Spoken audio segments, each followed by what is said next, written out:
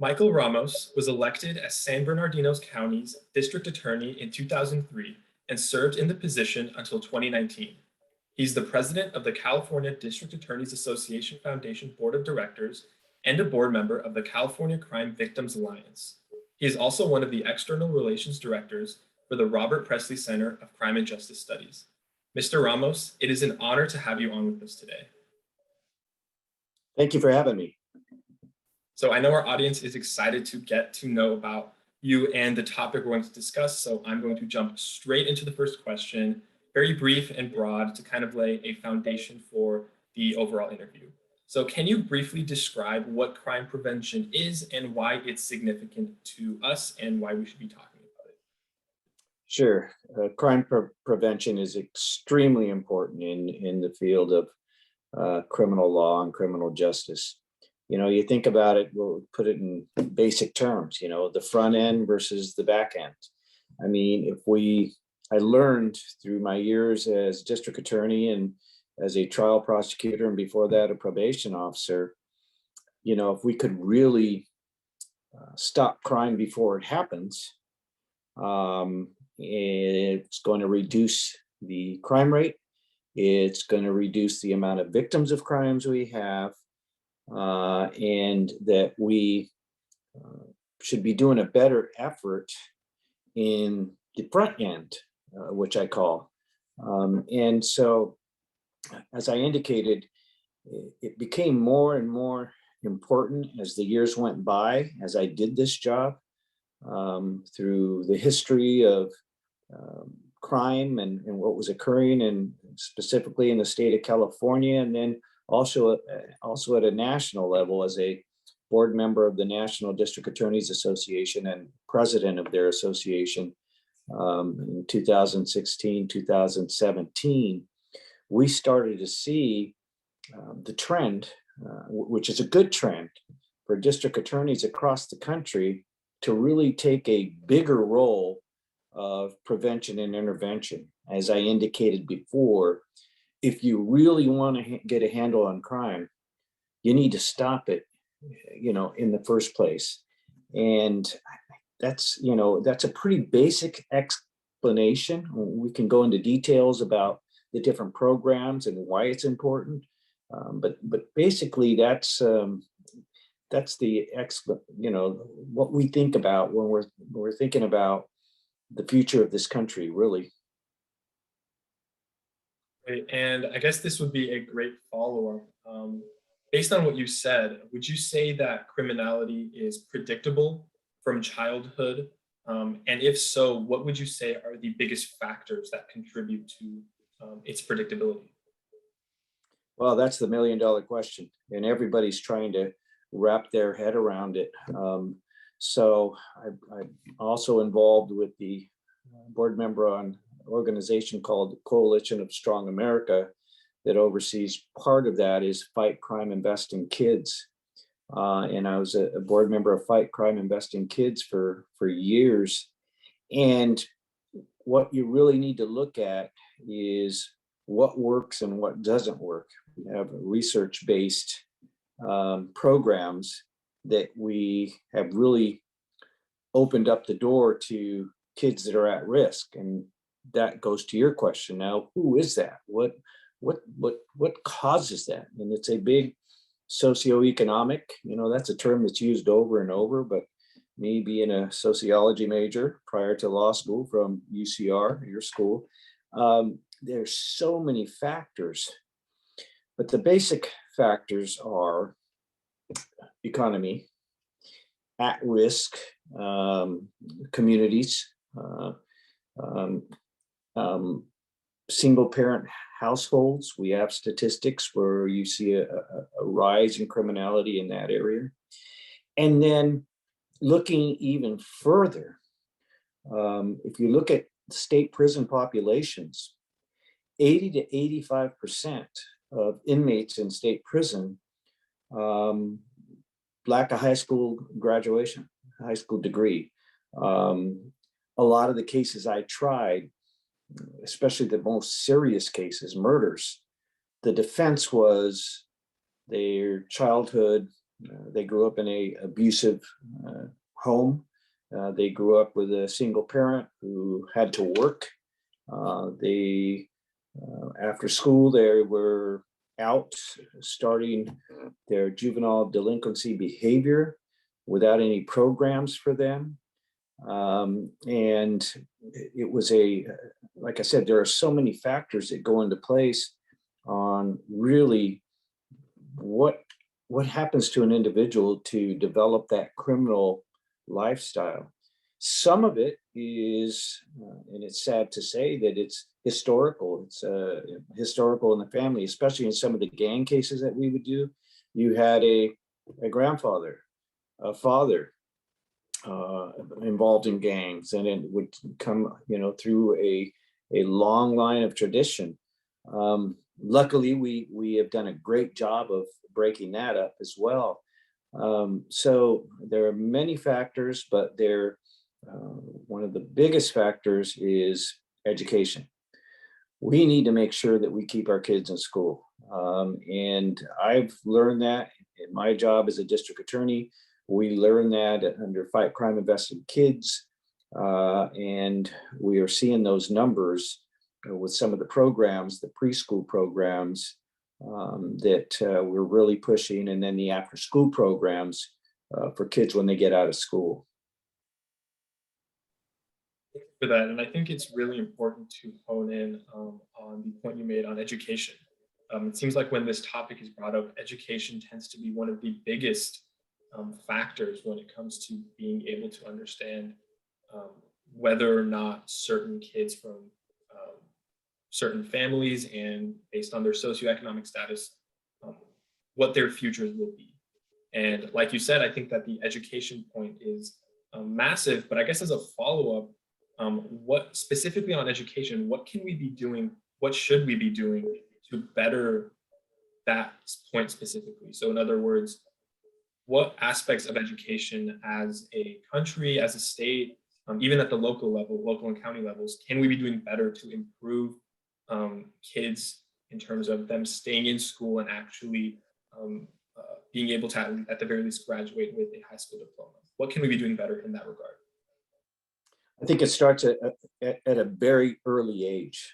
All the information and research we've done through that organization, Fight Crime Investing Kids, is universal preschool for everyone. I was blessed. My kids, we had the ability to put them in preschool. My grandchildren go to preschool, but not every family has that. And so when they get to that point, when they start their education, they're already behind, not only academically, but in the social aspects of what you're learning when you get into the school system, into the academic system. And it is shown that those that have attended preschool do so much better, especially in the early years, in the elementary school years. And then it allows them to take that step into their years when they get into their middle school years, their high school years. You see a better graduation rate. And that is really taken on. And I have to give credit to the 5,000 members, police chiefs, sheriffs, and prosecutors of Fight Crime Investing Kids. That was our priority. We did it in California. It now looks like it's going to be part of President Biden's administration, part of his plan to really make sure that all of our children are taken care of getting into school, even before you start, where basically it was kindergarten. Like when I went to school, I didn't go to preschool. I'm not even sure we had preschool. And so that is extremely important. Then, once they get in school, we needed programs to keep them there. When I was district attorney, we had a program that was called Let's End Truancy, LET. And we assigned senior prosecutors to be partners with the various school districts. In San Bernardino County, one of the biggest counties in America, we had numerous school districts. And we worked with the school administrators and working with the parents of those kids that were truant to make sure they went to school, to keep them in school. We developed some legislation. I recall developing some legislation back then when Kamala Harris, our vice president, was then the district attorney of San Francisco, and we worked together on making sure that we had some resources to make sure that the kids were able to graduate from high school. And people may think, well, is that a big deal? Well, again, research. We found out that a 10% increase of graduation rates in the state of California, just 10%, that would mean 500 less murders in the state, 2,200 less aggravated assaults. That was research that was done. And so that told us we have to really put our efforts into preschool. And then once they're in school, we need to help them stay in school and be successful. So a lot of the local district attorneys in our state and across the nation, they've come up with some fabulous programs. They're still coming up with programs, but that's one that I can talk to about. I just discussed it, the Let's End Truancy program. And there are some other programs as well we can discuss too when you're ready. Yeah, and actually that is a perfect transition into my next question, which is, what are some of the most effective programs and maybe other policies that exist in preventing crime from an early age? Yeah, I'm telling you that it is kind of an exciting time, because we have gone from, and I should say this, historically, what has happened, you get trends. And in the 90s, the early 90s, our crime rate and serious crime rate was going up. And people were trying to figure out what we're going to do and how we're going to do it.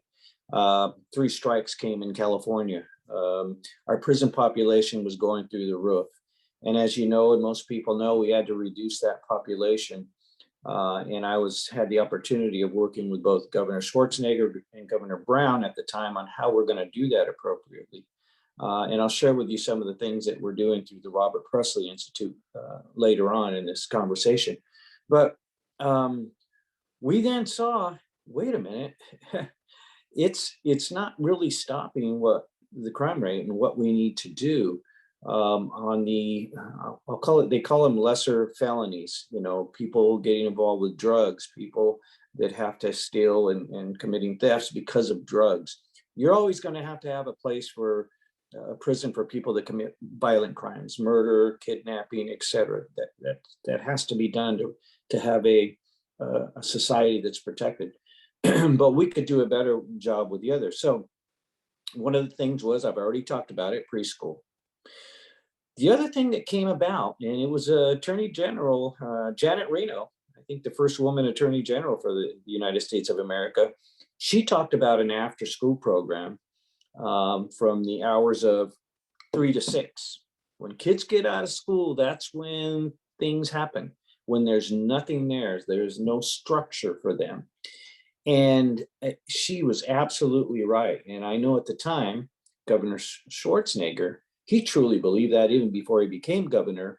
And being on his transition team, we talked about that and we worked on that. And he committed millions of dollars to after school programs. One of the great programs after school, and there's a lot of programs, are the Boys and Girls Club of America. How do I know that?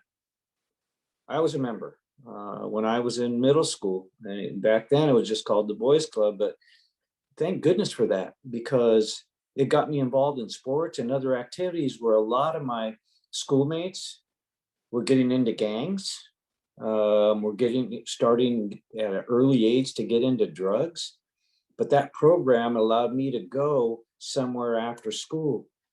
So that's another place where we really need to prioritize our resources both in the private industry, private world, our communities, and our government. So you have the preschool, and then you have, what do we do with the kids when they get out of school? And then there are other issues. There's issues to help the parents. Voluntary home visitations with experts from behavioral health, from academics, believe it or not, there are some parents that really need help on how to keep their kids in school, how to keep their kids the basics. How do we get the homework done? How do we make sure that things are being done appropriately? And that's a big issue as well. And we saw that really with the current pandemic too, with parents that were staying home finally with their children. We believe one of the positive sides was they had their children and they had a place to where they could really make sure that things were occurring regarding their education, regarding being safe. And I think that when you take a look at that, hopefully we've learned from that, and that it's going to be really important because look, schools are safe, schools are a great place. But the majority of the time, the nights and our children, the children are going to be at home. So we have to make sure that that's a safe place as well, and to assist as much as we can with raising our children. And I say our children, I mean, that's the future of our country, our kids. So there are many, like I said, there are many programs out there. There are specific programs, but generally, like I said, preschool, after school, absolutely key. And then assisting parents. Thank you for that. I think you did a great job of outlining the different programs and policies that exist. There's something you said, though, that I think was really interesting, and it's the idea of what do we do once these kids aren't in school, that 3 to 6 time frame where they may also not be around their parents. And I think this is where the socioeconomic point plays a role. There are many families, maybe single parents, that need to work more than one job and aren't as available to their children as they may want to be. What do we do in those situations when these kids don't really have a place to go? And I know you mentioned the after school programs, and I think that can definitely, and like you mentioned, had a huge effect, but there's still going to be a portion where there's no one around these kids. And so I know that's a very difficult area, but I still think that it's worth mentioning. What can we do about those scenarios when no one is really available to be there for them? I think that's when our communities need to step up. I mean, really, not a national level. Yes, let's support some organizations, big organizations that are out there. Like I said, the Boys and Girls Club and some others, the YMCA, all those organizations that have after school programs. But it really comes down to our local communities, our local mayors, our local city councils. And I know this, I'll give you an example. When I was a graduate from UCR, and then I was in law school, I noted that the Boys and Girls Club was shut down in our community of Redlands because they ran out of money. It wasn't a priority. And that concerned me because I thought, wait a minute, it's our responsibility once we get an education, and I truly believe this, to give back to the community that helped raise us. So it took us a few years, but we reopened that. And I'm proud to say that we, in this community, they serve hundreds of children after school from various ages. And that needs to be done. We also get involved, the faith-based community, the various churches, and you get involved various businesses that support that group. And it's a absolute priority. They talk about priorities in local government, but one priority should be our after school programs. Education is there, and the state's going to pay for that. Okay. And there's some public funds for after school programs, but I truly believe that communities need to get together to create these places that are safe, places where you have mentors, where you have adults, where you have people that give their time, retirees that would love to help and really assist in this crucial time period, because there's no doubt about it. You talk to communities that are suffering with certain crime rates, especially with the juvenile crime rates, and it is that time period. And that's already been researched. We talked about it before. But yeah, that's I think that's something that we all of us can do a better job of. Thank you for that. And I know it's a really difficult um, subject area in terms of realizing that this is something that we can all contribute to. That not one person can solve it, but if everyone kind of gives their 2 cents, that we can maybe help out. So we've been talking about existing policies and programs. So I'd like to kind of shift a little bit to any ideas. This can be, again, policies or programs that maybe you believe that aren't currently in place that you believe should be maybe considered. These are maybe programs that were in place in the past, maybe they, for one reason or another, aren't currently, or maybe any other ideas you have based on your experiences in your field. Well, I think the good thing is, as I indicated a little earlier, with this, it appears to me with the new administration, with our president, with our vice president, Kamala Harris, who was a board member of Fight Crime Invested Kids, that the priorities are there. I think on both sides of the aisle, everybody knows that you invest in our kids. I mean, if we're going to have a successful, strong nation. So I think, and it costs money. So the funding is there. The funding, we're hoping to continue to have that funding for the programs that we've discussed. But I also believe that one of the things that was lost was in the private industry, and those industries helping with some of the costs to really support programs. And sometimes it was a struggle when during the recession. I remember we have a program in the DA's office too, where it was a gang prevention program in elementary schools, believe it or not, 2nd and 5th graders. It was put together by one of my gang prosecutors, and it wasn't that expensive. We would buy them backpacks and certificates to complete the program, and it was a great deal. They had a graduation and our most at-risk schools. But, it was hard sometimes going to, some of the industries, because that wasn't something paid for by the government, to get the funding source for those. But I think that's turning. I think people are realizing now that, look, our priorities have to be to prevention and intervention, because, again, we do a very good job of holding people responsible for committing crimes. We do, and you can see that by our prisons being impacted. But that's not the answer, and so there are other DA's offices across the country that have these wonderful programs. A lot of them based, as we talked about before, on education. It would be good too to see, because the education funds are always tied up, mandated under certain pieces of legislation, to perhaps see some legislation come through where some of those funds, for example, we have a surplus of funding in the state of California this year. It would be nice to see some of those funds being used to increase programs like Let's End Truancy programs for kids after school, create their own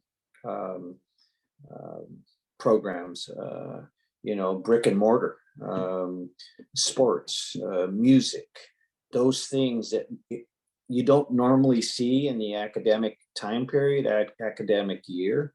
But if we're going to have extra funds, wouldn't it be smart to spend it that way?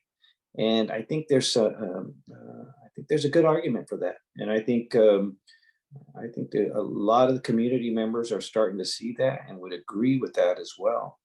And it's as simple and as building a new baseball field, a new soccer field, a new, place for the kids that enjoy music, upgrading a library, things like that. So I think we need to shift our priority. You would have asked me this a few years ago, I would have said, you know what, these criminals are committing crimes. We need to hold them. We need to put them in prison. And like I said, we still need to do that for the most serious crimes. But I think I have learned that that's not going to solve the problem.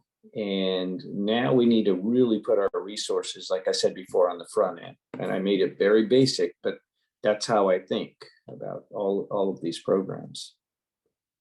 Thank you for that. And I think that's a really, really fascinating idea that just being harsh on crime isn't really going to solve the core issue.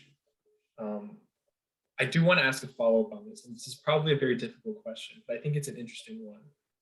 Is that mindset that being harsh on crime is the solution? Do you think that that's something that is still persisting to the point where we can't do some of the things that we want to do, like you were explaining? I know you mentioned that mindsets are changing a little bit now, but Yeah. are we still at a point where the goal is still too direct? The goal is still, and this can be on all levels of government.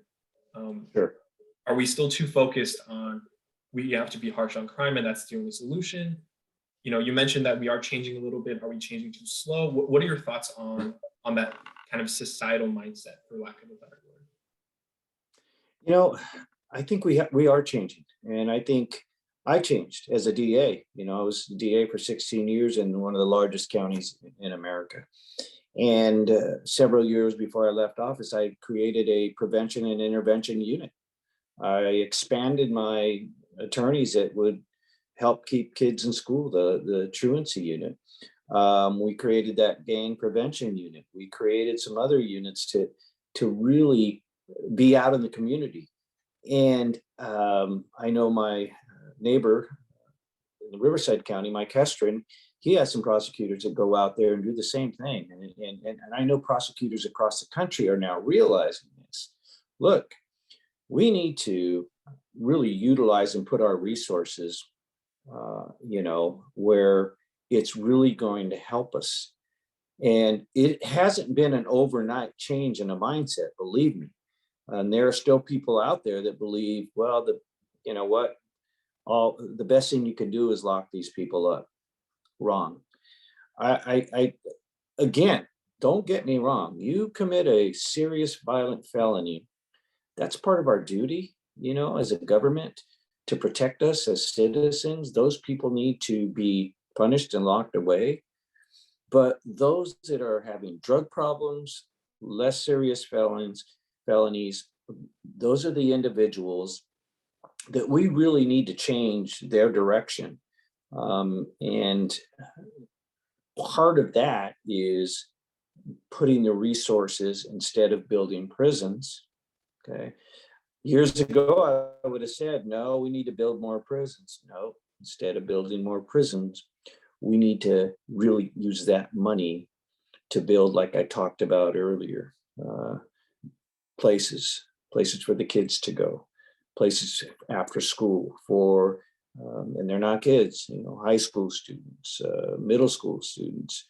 We really need to refocus on how we think. And I truly believe that is happening. I do. I think it's happening in jurisdictions that I didn't believe it would happen before, and it is. I think that's really, really good to hear that someone with your expertise does believe that there is actual change. As a final follow-up on this idea, this is very broad, but do you think that a part of the reason why this mindset is changing is because of the cultural changes in the country? Do you think that there is more awareness now about the importance of education, and not just education, but also what kids do after they graduate? Do you think that these ideas kind of are contributing to this mindset being shifted throughout the country? I know that's a very broad question, but I'd like to get your thoughts on that. I think that's a great question, and it is something that, I'm not an educator. I'm not in the schools. But I also realize that there is a diverse population, especially in our local school district, that is really positive. Um, and I don't know how that occurred, because when I was in school, it wasn't as, I don't think it was as positive maybe than it is now. What I mean by that, I mean, you had the separations of your cultures, your races, and not everybody was always together. Um, that only happened actually when I started playing sports, and that was tremendous. Learning about different people's backgrounds and whatnot. So I think what you're seeing now is not only in schools is that happening, but we do have a whole new world of social media. I don't need to tell you that we didn't have way back in the day. And kids are educating themselves. I have a 15-year-old grandson that asked me questions about certain aspects in our history. Why did this happen with the Native Americans, and why was land taken? And I think that people are curious about people's backgrounds, and I think they're more open to learning about one another. I know we only see the negatives on media, but I think for the most part, um, we as a country are a good model regarding um, really taking care of one another as people. And I don't know, that sounds very basic and general, but it's a lot of different aspects, and I guess, like I said before, I think a lot of it has to do with not only our educators, who, by the way, I think are outstanding. I wasn't an educator, but I was a school board member for 7 years at the Redland School Board of Directors, and my goodness, you talk about professionals that really care about our children. That's the profession they get into, and I think that's a huge part of it as well. I think that's really, really good to hear, and also just fascinating to talk about. And like you said, it's a difficult subject, and it has a lot of moving parts. But it's great to hear, someone with your expertise, kind of give your 2 cents on that. And I do agree that there is a lot of positivity now, and that kind of diversity and that togetherness, I think, is contributing to maybe shifting people's minds on certain subjects. So I'd like to shift as we close out to some of your experiences. So I know you briefly did go over this, but maybe you can elaborate. But how did your experience as the district attorney of San Bernardino County impact your perspective on crime prevention, and any other aspects of the field? How did it maybe change your mind on certain things that the topic that we've been talking about? Yeah, I was district attorney for 16 years, and before that, for about 14 years, I was a trial lawyer in the district attorney's office. I tried 125 jury trials, and I can tell you, 99.9% of the the people that were committing the crimes, especially the trials that I did, they had a background that included drugs, if not drugs themselves, drugs in the family. They came from a family that was, and I'll use the term dysfunctional, uh, and that's a broad term, but there may have been mental health issues in the family. There may have been a single parent in the family.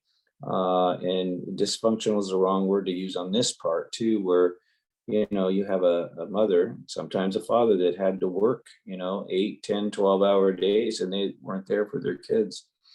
and a lot of them were recruited by gangs. They committed like 60%. We know that statistics of the aggravated crimes, murders in our county were gang members.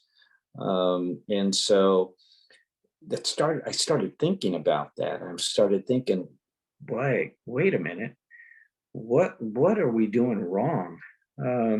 I could try cases all day long and can be very successful with it. Then I became the district attorney. And when I became district attorney, my mentor, his name is Grover Trask. He's been retired district attorney from Riverside County, where your school's located, for years now. In fact, he got me on the Robert Presley Institute. When he retired, he asked me, would you like to serve on this board called Fight Crime, Invest in Kids? And I said, what's it about?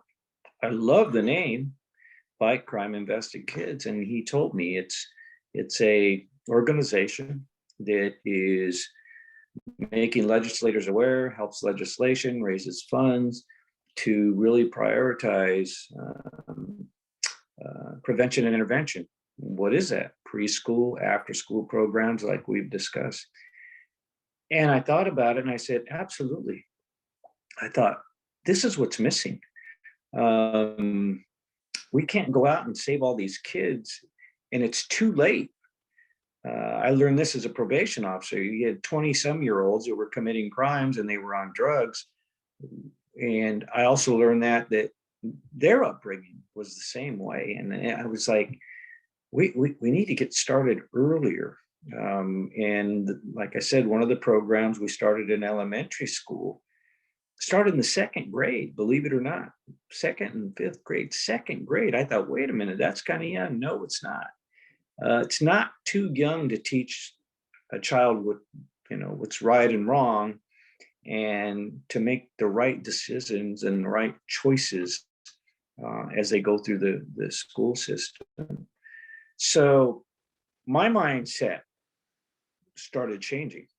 And it was difficult.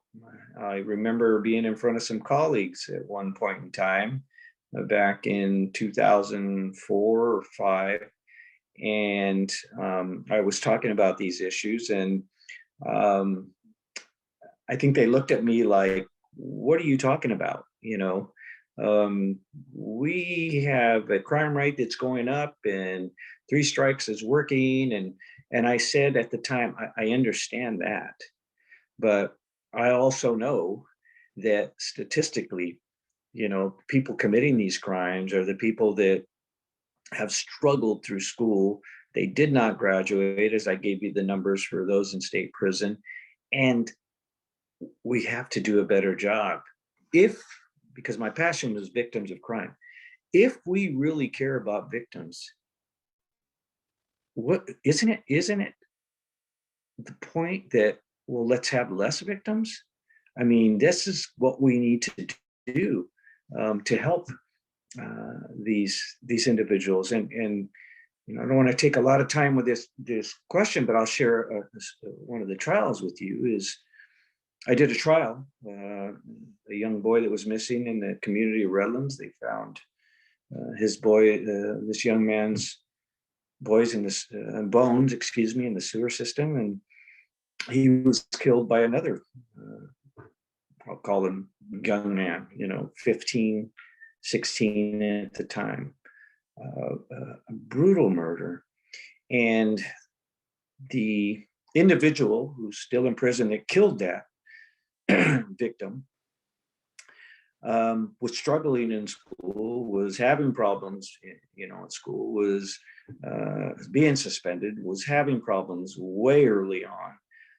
And what would have happened if we would have really prevented and helped this young man at a very, very early age?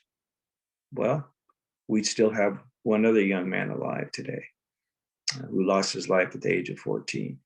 So that really, I kept thinking about that.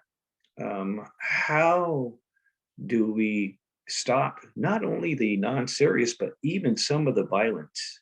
Thank you for sharing that. And I know I can understand how it must be very difficult. And also, um, you know, it's fascinating to hear how a position or a certain job can change your views so drastically. And that sometimes, we need that experience, even though it can be very difficult. We may need that experience to change it.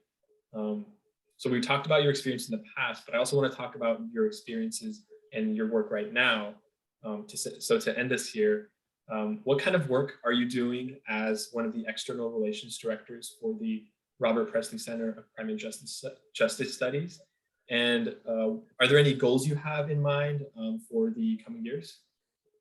Yeah, thank you for asking that question. It's been an honor to serve as external co-director of the Robert Presley Institute for Law and Justice Studies. And Grover Trask, again, my mentor, asked me if I would like to serve after he was done. And yes, and I have another co-director, our other academic co-directors. And we are doing some stuff on the back end, which needs to be done, research based on day reporting centers and Riverside County probation departments. Are these people really getting good rehabilitation skills? And they're doing a fabulous job, not only with working with the probation department, but your school, the academics and the research part of it, really doing the numbers, because we need to make sure we're putting our resources in work. And it's a great relationship we have with the community and with the University of California, Riverside. And then the other one we're working on, the other big project, is prison to employment. Look, these people are getting out and we need to help them get jobs. We've been talking before about the front end, but we still have some work to do on this end. And so that's the next, we're starting in the middle of that, going to businesses, looking to see who is willing to hire some of these people. And then we found a couple of businesses that are willing, and there's already one business, I believe in Colton, California, that does that. But my goals, really, the bigger goals, is what we've been talking about. I'm hoping that at some point in time, the center will really wrap around to some programs, some prevention and intervention. And with the carrot being, look, you get to this point, you get through school, there may be opportunities for scholarships to get into the UC system. How beautiful would that be? Goals for kids. I'm sure you have students that come from, fellow students from lower economic status or whatever. I didn't. I was raised by a single parent, and I wish I would have had that opportunity. I went to junior college and went to UCR. But in saying that, I think in the future, those are things that we need to do. And then, lastly, I'm working on a syllabus on a class for this spring. I hope that goes through. Looks like we may be doing that, but even if not, I have office hours. Students that want to get into the criminal justice system, is whether they're attorneys or law enforcement, whatever the case may be. I'd love for them to come and, I'll give them some advice, whatever advice they would like. Thank you so much for that. And I think it's great to end on a high note on the amazing work you've done in the past, but also what you're doing now and the goals that you have. It's amazing to hear what you're doing with Robert Presley, and I can't wait to see what you and the center have in store. Thank you, Mr. Ramos. It was an honor to have you on here today. I learned a lot, and I know our audience was also able to learn a lot about a very, very important subject. Well, thank you so much. I don't have all the answers, but I was happy, and I'm glad that you wanted to talk about this subject.